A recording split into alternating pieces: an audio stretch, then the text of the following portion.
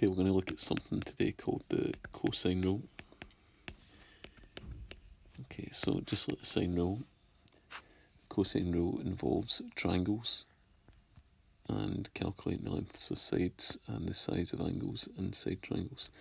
Okay, but that is different, and we'll talk about the difference. Okay, let's start with a triangle. Capital A facing that small a, capital B small b, and capital C small c.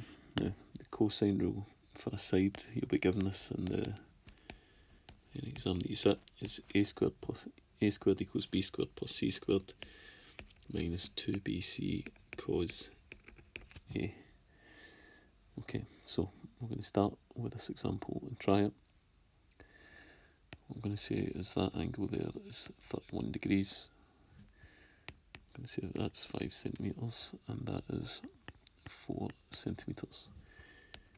Okay, the thing we're looking for is a, so it's going to be a squared equals b squared, that's 5 squared, plus c squared, that's 4 squared, minus 2 times b times c, so 2 times b will be as 5, times c is 4, times cos of a, cos of capital A, go to capital A, 41 degrees. Okay, now in your calculator you want to punch all that stuff in. So 5, hit the square button, plus 4, hit the square button, minus 2 times 5 times 4 times cos 31 equals. When you do that, you should get quite a lengthy result, which should be 6.7133079772. We're not going to round that yet, we're not going to round until the end. Okay, now if you're not quite getting that, try it again. If you're not getting after that, we'll look at it tomorrow. Okay, so that's a squared. The next thing is to get the square root, so it's the square root of 6.7133079772. So what you want to do at that point is go back to 0, hit the square root button in the calculator, and then when you do that, then put that number in and hit equals, and when you do that, we'll round it to one decimal place. That should give you 2.6 centimetres. Let's try an example 2. Okay, example 2, A, B, C. Angle this time is 29 degrees. That's what I'm looking for. I'm going to say that that's 7.1 centimetres, and that's 6.3 centimetres. Okay, so that's capital A, small c, capital B, small b. Okay, so let's get the formula again. A squared equals b squared plus c squared minus 2bc cos a.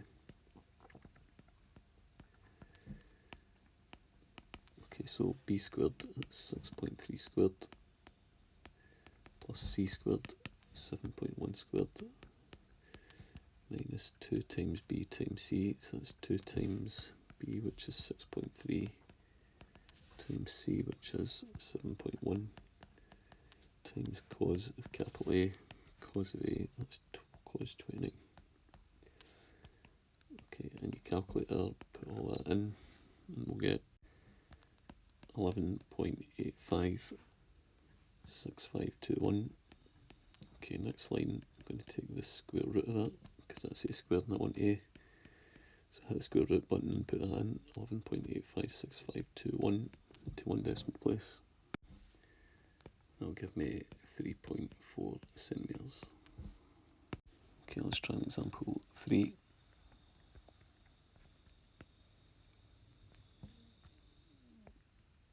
Okay, P, Q, R. Okay, so that's small p, that's what we're looking for. Small r, that's 6.1 centimetres. Small q, that's 8.3 centimetres.